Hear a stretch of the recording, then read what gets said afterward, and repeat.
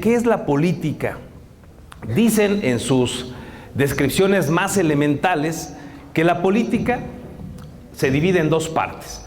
La polis, que tiene que ver con muchos y que desde los tiempos de Aristóteles se denominaba ya también el concepto de ciudad. Y luego, ica, que para los que estuvimos alguna vez en el bachillerato ahí en todo lo que es la base de las etimologías, recordarán que ica tiene que ver con relativo a, ica o ista, ¿sí? Por eso cuando alguien dice el taxista, el surfijo que termina en ista, relativo al taxi, ¿no? Y así más ejemplos. Y entonces un montón de especialistas en este concepto, un montón de investigadores, pensadores y politólogos nos han dicho que es una ciencia, pero también es un arte. ¿Por qué una ciencia? Porque desarrollar la política implica conocimiento, implica poner en práctica cualquier cantidad de herramientas para poder, en el mejor de los sentidos, gobernar o procurar que se haga algo para alcanzar una situación que se denomina el bien común, que iremos ahora a ver qué es eso. Pero es un arte porque a la hora de aplicar políticas públicas tenemos que conciliar cualquier cantidad de intereses. Y a veces no bastan leyes, a veces no basta la fuerza pública, a veces se requiere un tanto de arte para poder congeniar que las diversas actividades, que los diversos pensamientos puedan concluir en un camino que nos lleve a estar en mejores condiciones a todos los que habitamos una población, un estado o una nación. Eso más o menos podríamos sintetizar que es la política. Luego, pasamos a la siguiente, por favor. En un sentido, dicen los especialistas amplios, es toda actividad encaminada, como ya les decía, al bien común.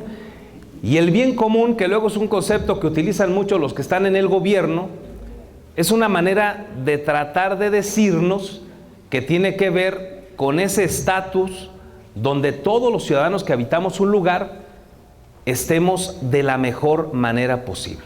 Ese es el bien común. Y luego, en el sentido más estricto de la palabra política, es aquella actividad que está encaminada a conservar o ejercer el poder político. ¿Dónde encontramos el poder político? En los gobiernos. Y vamos justamente a este otro concepto. El gobierno en nuestro país, y que vale la pena que lo tengamos claros porque ustedes van a egresar de diversas carreras, y déjenme anticiparles que van a egresar a un ambiente gubernamental en crisis, a un país que está conflictuado en cualquier cantidad de problemas, que cada vez se ha hecho más complicado para quienes egresamos de una universidad encontrar trabajo y desarrollarnos en razón de ello. Ahora que les voy a comentar lo de gobierno, yo les puedo decir que de los que egresamos de Ciencias de la Comunicación, allá por el 96, que egresé yo de la UBAC, muchos de mis compañeros no pudieron desarrollarse en la actividad para la cual estudiaron. Tengo compañeras amigas que hoy tienen una o dos cocinas económicas, no pudieron ejercer la profesión. Tengo otras que tuvieron que emigrar a Estados Unidos, ojo, siendo licenciadas en Ciencias de la Comunicación, wow, ¿no? La carrera de moda, la que luego también andaban unos 2, 3 cerrados ahí que querían ser artistas y caían en comunicación, etcétera, ¿no? Entonces, de ese tamaño, la complicación para ejercer. Y luego, y me parece que es un asunto que se repite en todas las carreras, luego, quienes estábamos finalmente ejerciendo la profesión, resulta que hay tanta oferta y tan poca demanda que los salarios están castigadísimos, ¿sí? Y entonces hoy tenemos médicos, ahorita que veo allá las batas de los compañeros que seguramente están estudiando medicina aquí, tenemos médicos que en un changarrito de estos que se abrieron hoy en cada una de las farmacias que tenemos en el país, hay quienes llegan a pagarles solo por las consultas que llegan ahí? Es decir, les prestan el espacio, les condicionan a que vendan la medicina que tiene la farmacia y les hacen cobrar, creo que a 20 o 30 pesos la consulta. Así de criminal, ¿eh? Y aquel que llega a tener el privilegio de que lo contrate la marca de esa farmacia, resulta que le van a pagar 4 o 5 mil pesos mensuales. No estoy cuenteando, ¿eh? Esa es la realidad. Por eso lo que les quiero decir es muy complicado a donde ustedes van a arribar. Hoy son privilegiados, con todo respeto, pero es un término que se utiliza, me parece que malamente, porque podríamos hablar también largo y tendido de algunas palabras, pero ustedes son privilegiados, ¿no? Son de la crema innata de la sociedad, son fresas, porque con sus 2 o 3 excepciones que pueda haber aquí de becados, la mayoría tiene papás que tienen para pagarles esta escuelita cara. La OVAG es cara, no sé si lo sepan, pero es cara, ¿verdad? A mí me costó uno y la mitad del otro, aquí entre nos, poder terminar esta licenciatura. Salí creo que endeudado todavía. En fin, el asunto es que ustedes ahora están en una zona de privilegio, están en una zona de confort. Pero a donde van a emigrar, a donde van a salir a involucrarse con este contexto que les estoy planteando, si su papá no los hereda en vida, si no les pone un changarro como a otros amigos que han tenido la fortuna de que salieron y su papá les tenía un negocio de celulares, bueno, entonces se van a encontrar a una dinámica extraordinariamente compleja.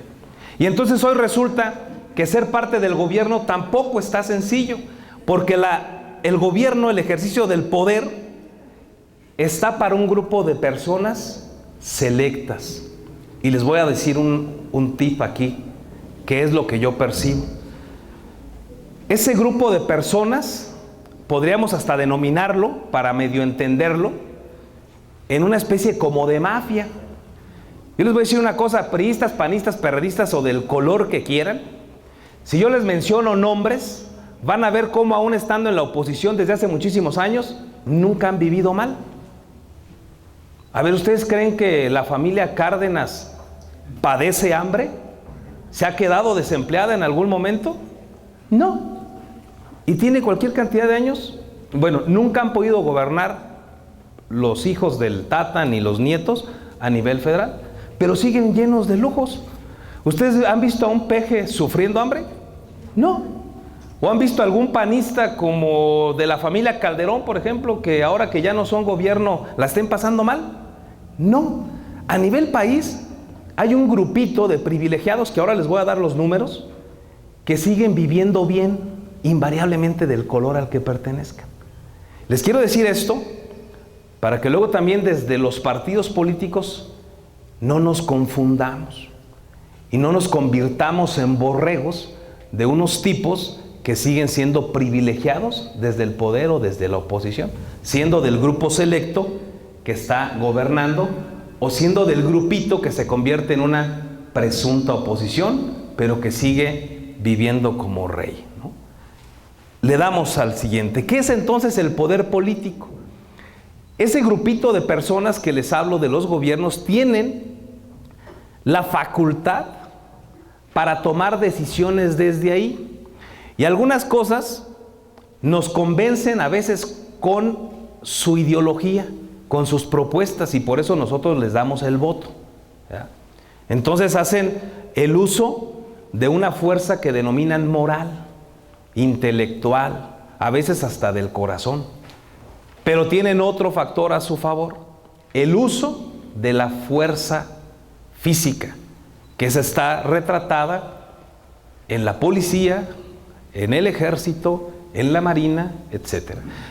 Cuando alguien se subleva, cuando alguien quiere ir en contra, entonces los únicos que pueden hacer uso de ello son ese grupo de personas, los privilegiados, los consentidos, los que viven, como dice el filósofo de Güemes, no sé si lo han escuchado, dice: los políticos son como los frijoles de olla, deben estar arriba, en medio, o no le hace abajo, pero adentro de la olla. Ese es el asunto. Así dice el filósofo de Güemes. Entonces, los únicos que pueden hacer uso de la fuerza son los gobiernos en cualquiera de sus... ¿Cuántas dimensiones tiene el gobierno en nuestro país? 3 dimensiones: federal, estatal y municipal. La siguiente, por favor, tocayo. ¿Qué les decía que es el bien común? Vamos a sintetizarlo así, ¿no? Es poder darle a toda la población el conjunto de elementos, de herramientas para que puedan desarrollarse. Les preguntaría, ¿alguna vez esto ha sucedido en nuestro país? ¿Lo estamos viviendo hoy? Y es un rollo que nos vienen contando desde hace cualquier cantidad de años. Por eso hay una independencia, por eso hay revoluciones, ¿sí? Por eso han surgido partidos, por eso han cambiado los partidos que nos gobiernan, pero seguimos sin encontrar el bien común. Y entonces, todos los que estamos hoy aquí, tendríamos que estar pensando ya qué vamos a aportarle nosotros a esa situación. ¿Sí? Porque dentro de todo esto también existen ciudadanos. Ahora vamos con eso. En México, para que vean la crueldad de lo que estamos viviendo en México y por qué ustedes ahora son privilegiados. En este momento, ¿sí?, según datos del INEGI y unos cálculos ahí rápidos que pude concluir, hay 25 familias acaudaladas en el país que perciben, fíjense nada más ustedes, esas 25 familias se ganan al mes lo que, quién sabe, pero ese es el cálculo que se puede sacar del INEGI, reúnen 25 millones de mexicanos.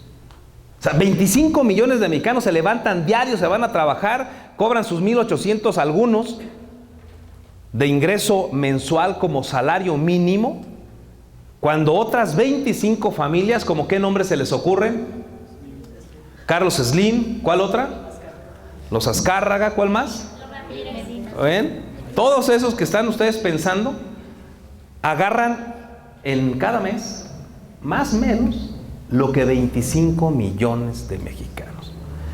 Las personas más ricas, dice también estos resultados del INEGI, tienen un ingreso hasta 7,000 veces superior respecto al más pobre. ¡Ojo, Todos esos que ustedes acaban de mencionar dicen que trabajan por el país.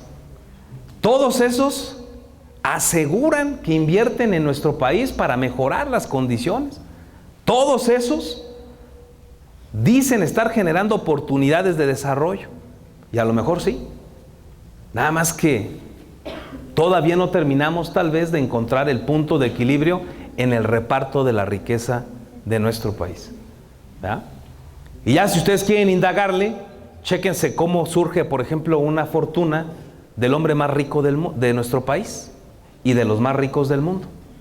¿Cómo es que tuvo la visión de ser dueño en su momento de Teléfonos de México y hoy de todo lo demás que ustedes conocen?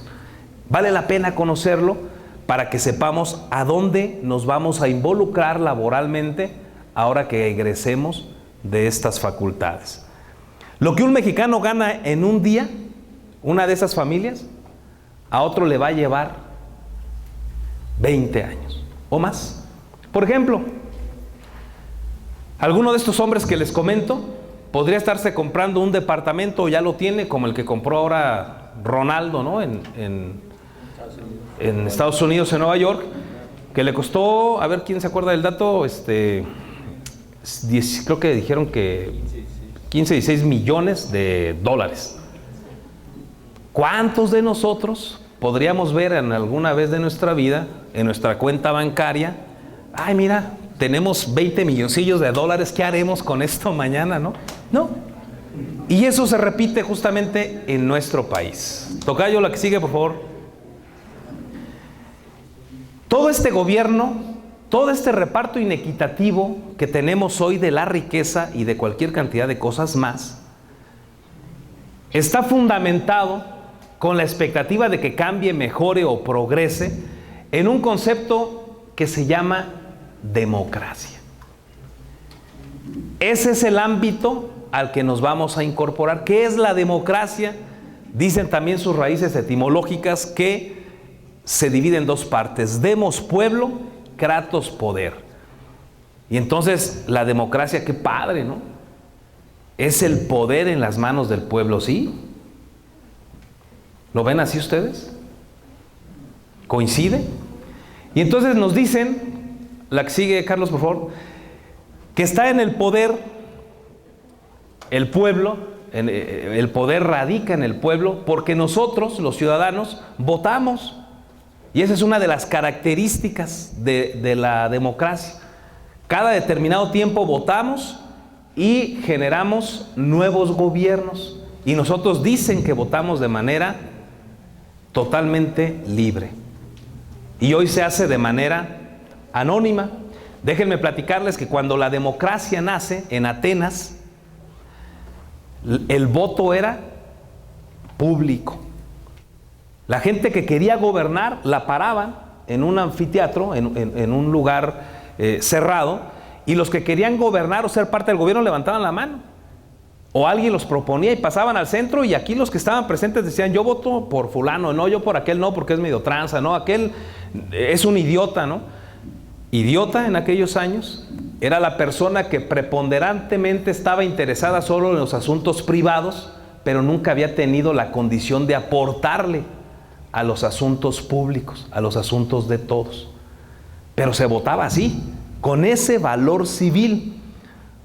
Hoy me pregunto yo, ¿cuántos michoacanos podríamos decirle a alguno de los que han gobernado: yo no voté por ti, maestro? O a Silvano Aureoles, que ahora es el ganador, ¿no? Porque habrá algunos perredistas que incluso no votaron por él y ahorita ya le han de estar pidiendo chamba, ¿no? Así somos, ¿no? Pero bueno, es una de las características del sistema de gobierno que tenemos en nuestro país, con el cual ustedes van a tener que convivir. Otro es que debería ese sistema de resolver problemas del ejercicio del poder. La democracia tiene una característica fundamental: que lo que se hace dentro de ella tendría que ser demasiado público y demasiado transparente para ponerle esos límites. Lamentablemente todavía no llegamos a ese nivel. Lo dice, por ejemplo, en uno de sus últimos libros, Norberto Bobbio, El futuro de la democracia, que es una de las grandes promesas incumplidas. Entre otras, que hay gobernadores o hay funcionarios que nos dicen que sí a muchas cosas o prometen otras tantas, cuando de antemano saben que no van a cumplir. Dice Norberto Bobbio que esa es otra de las grandes mentiras o de los grandes pendientes que nos deja la democracia. Pero bueno, ese es un asunto. Y hay otros que opinan que la democracia es un ideal. Que es un ideal porque está hecha para grandes sociedades y para grandes hombres. Ojalá que no. Ojalá que algún día lo podamos implementar, ese sistema de gobierno, a plenitud y con buenos resultados. ¿Cuáles son las promesas incumplidas? Lo que no ha podido resolver la democracia hasta el momento: la pobreza. Ahorita, si ustedes se han dado cuenta, el gobierno federal con Rosario Robles, que es la secretaria de Desarrollo Social, defienden a capa y espada que están ayudando a disminuir los índices de pobreza. Sin embargo, cada día vemos más jóvenes en la calle, cada vez más niños limpiando parabrisas, cada vez más personas involucradas en situaciones de irregularidad.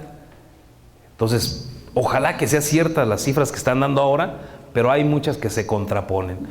¿Qué otra promesa incumplida nos tiene la democracia? El reparto de la riqueza. ¿Es equitativo, consideran ustedes, el reparto de la riqueza? No. Seguimos pendiente por lo que les digo. Es más, ustedes, les reitero, son privilegiados.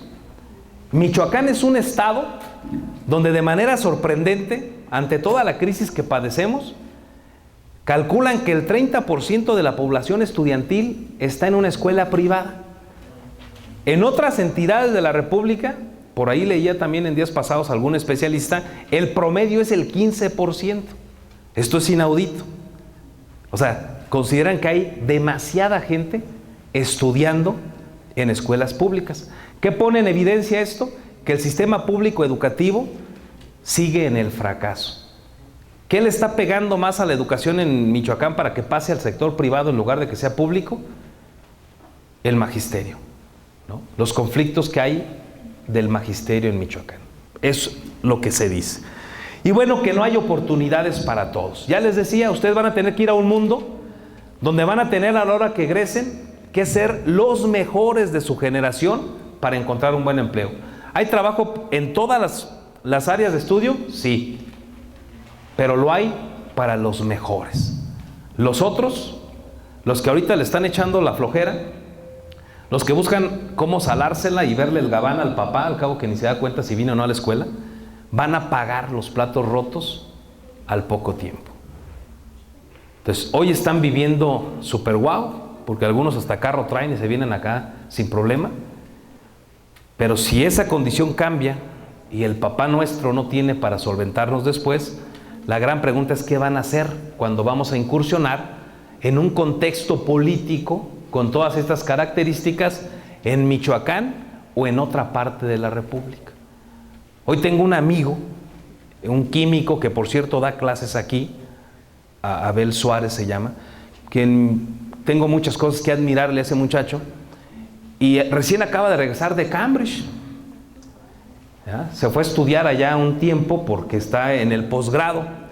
Bueno, aún y con todos esos logros que tiene, me parece que a mí el contexto de nuestro estado le sigue quedando a deber. Una estancia para un químico que va a estudiar situaciones de avanzada, como él lo está haciendo, tendría que tener un soporte de alguien, del Estado, para respaldarle su conocimiento, y lo limitaron a 5 meses en Cambridge. El promedio de una estadía en el extranjero para un especialista en esos ámbitos en cualquier otra parte del mundo es de cuando menos 1 año. Así es la realidad que tenemos hoy que vivir en nuestro país, y es a la que ustedes se van a enfrentar. Entonces, no está fácil accesar al CONACYT, no está fácil accesar a un respaldo para irnos a estudiar a otra parte. Son las características que tiene nuestro país que podríamos sintetizar en esa falta de oportunidades. Sin embargo, todos somos ciudadanos, aquí ya todos son mayores de edad, todos tenemos la oportunidad de ejercer derechos, ¿sí? Pero también de comprometernos con los demás, con los que nos están ayudando o con los que viven cerca de nosotros y que están en peores condiciones. La Universidad Vasco de Quiroga, una de sus características que tiene es ese sentido humanista. No lo descuidemos. En mi época tuve la oportunidad de, a la hora de prestar el servicio social, ir a ciertas comunidades como Ex Hacienda de Guadalupe, en un lugar del municipio de Tarímbaro, y tuve la oportunidad de platicar con los jóvenes de aquellos tiempos y convencer a algunos de que siguieran sus estudios. Hoy les puedo presumir que me he encontrado a algunos de ellos, sobre todo señoritas en aquellos tiempos, hoy ya son licenciadas, una de ellas abogada, y sus papás no los dejaban estudiar. Querían que la mujer se quedara a hacer tortillas en la casa y buscar un esposo. Afortunadamente, trabajo como este que se hace desde la perspectiva ciudadana, de apoyar a los que no tienen opciones como las tenemos nosotros, para convencerlos de que vayan a la escuela y se desarrollen, o para enseñarlos a tocar guitarra, o para ayudarles a que progresen en algún sentido de su desarrollo personal. Esto es una manera como ciudadanos también podemos ayudar a que mejore nuestro entorno, y además es algo que nosotros tomamos la decisión. Lo podemos hacer de manera totalmente pensada, racional, pero totalmente también libre, ¿sí? ¿Qué valores tenemos que cuidar entonces como ciudadanos para que la democracia genere mejores gobiernos, y esos mejores gobiernos, mejores condiciones de desarrollo para todos y un mejor reparto de la riqueza? Pensaría yo que la libertad, la pluralidad, el respeto a los que no piensan igual que nosotros, en trabajar con los que no piensan igual, el respeto y la persuasión. En todo caso, llenarlo de argumentos para persuadirlo a que actúe, piense o tome decisiones como nosotros pensamos que es lo mejor, pero siempre con respeto a la tolerancia, el diálogo, que es fundamental. Los que estudiamos ciencias de la comunicación sabemos la importancia del concepto diálogo, el poder decir algo, que alguien nos escuche y que haya una retroalimentación. Eso es fundamental y hoy más que nunca, me parece, lo está ocupando nuestro país. Y una cosa más, ser honestos, ser legales en las actividades que ustedes vayan a desarrollar. Ahora que egresen, algunos quedarán plazas y habrá quien se las venda en el mercado negro en algún área. No es válido jugar con eso. No sería válido que como universitarios accedieran a ese tipo de tentaciones. No es válido que vayan a salir y vayan a poner un negocio y estén procurando evadir impuestos. Tampoco es válido. No es honesto. No es congruente con quien tiene tantos valores adquiridos en una universidad. Pero se van a encontrar con ese tipo de circunstancias en el mundo que hoy se vive, en eso que llamamos el contexto político de nuestra entidad o de nuestra nación. Para cerrar con esto, hay muchos autores que nos dicen que tenemos que seguir confiando en este concepto de la democracia y por eso tenemos que seguir siendo o procurando ser buenos ciudadanos. Hay que confiar en que todos los males que hoy nos está ofertando la democracia se puedan corregir, decía Alfred Smith, con más democracia. Y decía también Norberto Bobbio, de todos los esquemas de gobierno que yo conozco, podría ser la democracia el que tenga todavía cualquier cantidad de situaciones a corregir. Y decía, y sin embargo, sigo confiando en la democracia. ¿Cómo encaja todo esto en lo que yo realizo? Yo opté dentro de las ciencias de la comunicación porque nos dan una embarrada de todo. Vemos un poco de radio, un poco de cine, un poco de televisión, de fotografía, etcétera. Yo me aboqué al periodismo, yo traía muy clara la idea. Yo afortunadamente no quería ser ni cantante, ni actriz, ni bailarín, ni nada de eso. Y entonces yo sí venía pensando en ser periodista, ¿verdad? Les confieso que de mis ganas hubiera estudiado en la UNAM, pero no pude. Digo, las condiciones también a las que me tenía que enfrentar para irme a la Ciudad de México eran mucho más complejas que intentar tener una beca en la Super UBAC. Entonces yo dejé de estudiar un año, me metí a hacer un ahorro y luego busqué la beca, ¿no? Afortunadamente me la dieron cuando iba a entrar al tercer semestre, ¿no? Entonces, ese es el esquema y yo estudié aquí y estudié periodismo. ¿Qué podríamos pensar que es el periodismo así muy sintetizadamente, según casi la mayoría de los diccionarios? Hay una disputa todavía porque Gabriel García Márquez siempre dijo que el periodismo era un oficio y entonces los románticos insisten en que el periodismo es un oficio y pues sí, podría ser, pero también es una profesión, ya se estudia, ya se prepara, hay una teoría y hay cualquier cantidad de elementos que tenemos que nutrirnos para poder ejercer el periodismo. Profesión u oficio entonces que consiste en recolectar información, sintetizarla, ¿verdad? Cuando nosotros presentamos alguna iniciativa de ley ante ustedes, a veces la tenemos que sintetizar a minuto y medio y tenemos que tratar de poner lo mejor ahí. Por eso es que tenemos que sintetizar, o lo más importante que destaca, por ejemplo, una iniciativa de ley. Hay que jerarquizar la información, que es lo más importante para que la población pueda tomar decisiones, y así se jerarquiza la información. Y luego pues hay que publicarla, ¿no? Eso es en esencia lo que hace el periodismo. Me parece que para lo que hoy vive nuestro país, el ejercicio del periodismo es una tarea que le ha aportado, es una tarea que puede ayudar y es una tarea que, como el gobierno y la democracia, tiene cualquier cantidad de problemas. Compañeros que no son totalmente éticos, compañeros que luego escriben vendiendo la pluma al mejor postor. O sea, todavía hay prácticas desafortunadas, pero también hay muchos otros que están haciendo su gran esfuerzo para como ciudadanos con una profesión como el periodismo podamos impactar para que alguna vez tengamos mejores condiciones de vida todos. ¿Cómo la definiría desde mi óptica? Yo destaco lo siguiente: para mí ha sido una pasión que me ha permitido presentar cotidianamente a la población información que les permita tomar decisiones. Para mí también es una actividad profesional importante por el valor público que tiene. ¿Por qué valor público? Porque tenemos 3 artículos fundamentales en la Constitución de nuestro país, 6º, 7º y 8º constitucional, para ejercer derechos como la libertad de expresión, la libertad de petición, pero también la posibilidad de solicitar cierta información hoy a las autoridades. Todo eso confluye en esos 3 artículos.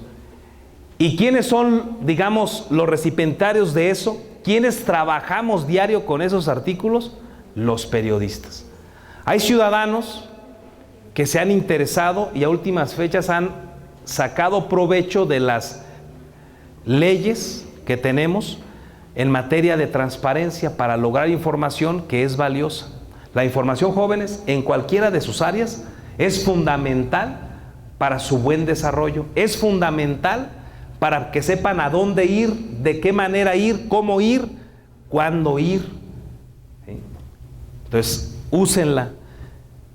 A mi juicio es una herramienta que ha provocado que haya mayor transparencia en nuestro país. Todavía no logramos lo mejor de las cosas, pero hemos ido logrando que se vayan evidenciando algunas para transparentar lo que sucede en nuestro país.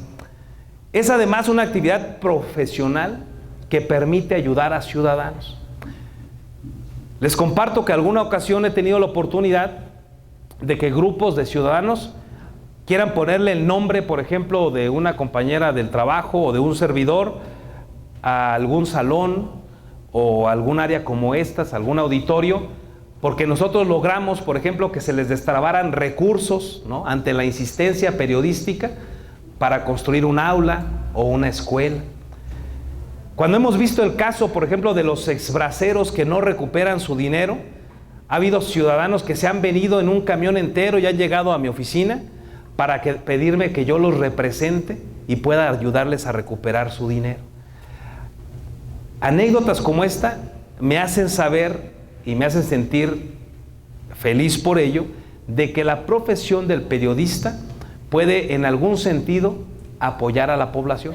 Así como el médico que va y le receta para curar una enfermedad, el arquitecto que le construye una casa o genera un diseño, en fin, cada quien en su área, es una manera también de retribuirle desde mi óptica a la población. Y es una actividad indispensable, es una profesión fundamental para todo aquel país que quiera presumirse democrático.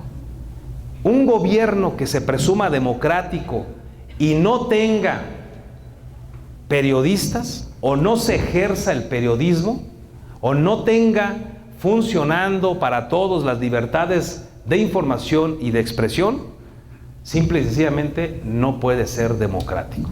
Todas esas son, desde mi óptica, lo que tiene que ver mi profesión con ello.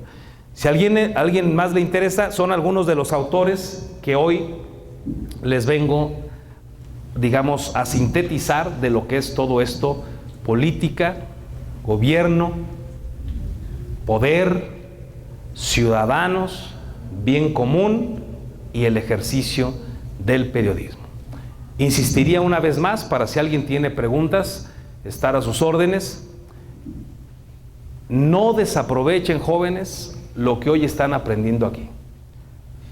Con esto que les acabo de comentar, he querido sintetizarles que afuera está extraordinariamente complicada la situación.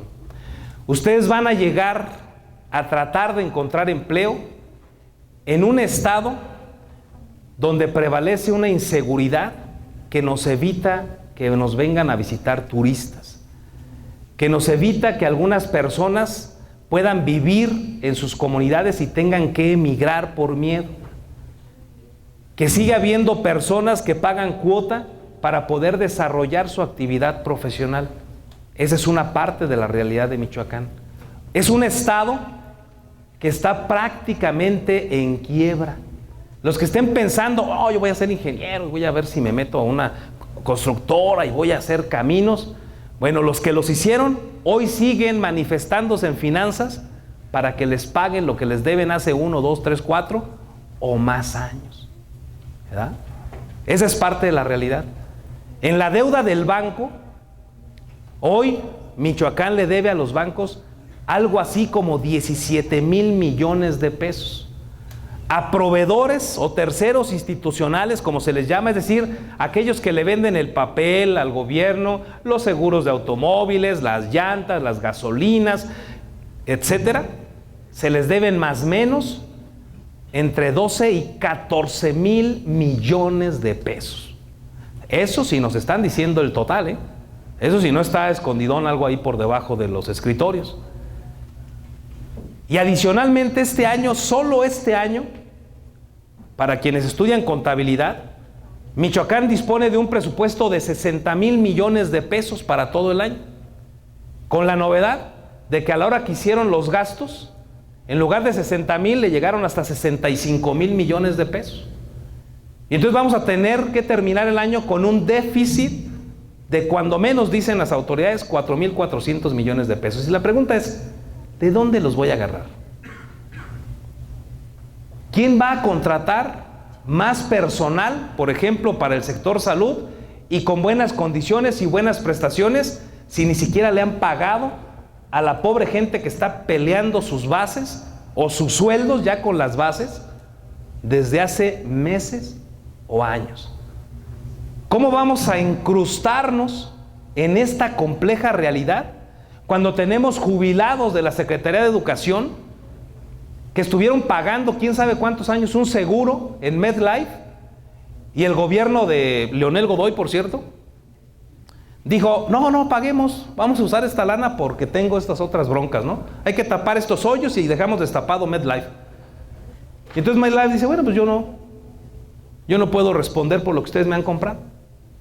Y entonces que esa pobre gente sigue peleando para recuperar, por ejemplo, seguros que ellos pagaron. Y luego llegaron otros gobiernos, ¿no? Para que nadie se me sienta, los panistas o los priistas, y nadie ha podido solucionar. O sea, no es por eso les digo, ¿no? Eso del poder, como que se lo reparten y nadie quiere ver o nadie quiere decir, porque las colas están muy largas. Y entonces cuando los gobiernos decían, me voy a endeudar, fíjense, les voy a dar un ejemplo al Estado en el que ustedes se van a involucrar y que le van a tener que poner todo el empeño ciudadano que hay en cada uno de ustedes para que esto mejore. En Querétaro, si el gobierno se quiere endeudar, le tiene que presentar a la Cámara de Diputados en qué se va a gastar el dinero. Y chéquenlo ustedes.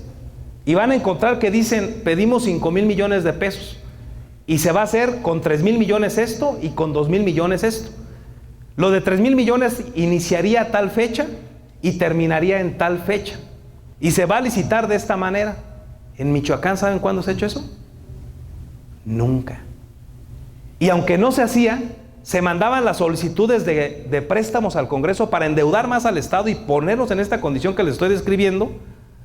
Y diputados del PRI, PAN y PRD votaron de manera unánime el endeudamiento. Y ustedes los oían en el discurso en el Pleno Legislativo. No daremos el voto hasta que el gobierno del Estado no nos enliste cada una de las acciones a donde se va a destinar el recurso. ¿Saben cuánto se los dieron? Nunca. Y se los aprobaron. Ese es el mundo al que ustedes se van a tener que involucrar. ¿Quieren ser parte de él para mejorarlo o para ver cómo le sacan ventaja? Entonces, si traemos 17,000 en bancos, vamos a cerrarlo en 13,000 a terceros institucionales y proveedores, sumamos 30. Más los otros 4 que les estoy comentando, 4,400, vamos a cerrarlo en 34,000 millones de pesos. Eso debemos de un presupuesto que nos llega de 60,000 millones de pesos al año. ¿Qué vamos a hacer? No lo sé. Vamos a ver si ahora el nuevo gobierno tiene la varita mágica y nos sorprende a todos. Ese es el contexto en el que ustedes van a estar. Por eso les reitero, disfruten su estadía aquí, echen a perder aquí, pongan contra la pared a sus profesores para que les enseñen rutas, escenarios, posibilidades. Indaguen ustedes para que salgan bien preparados. Porque de no hacerlo así, jóvenes, con la realidad que les acabo de comentar, se van a topar con una pared bastante dura y bastante alta. Quedo a sus órdenes. Muchas gracias.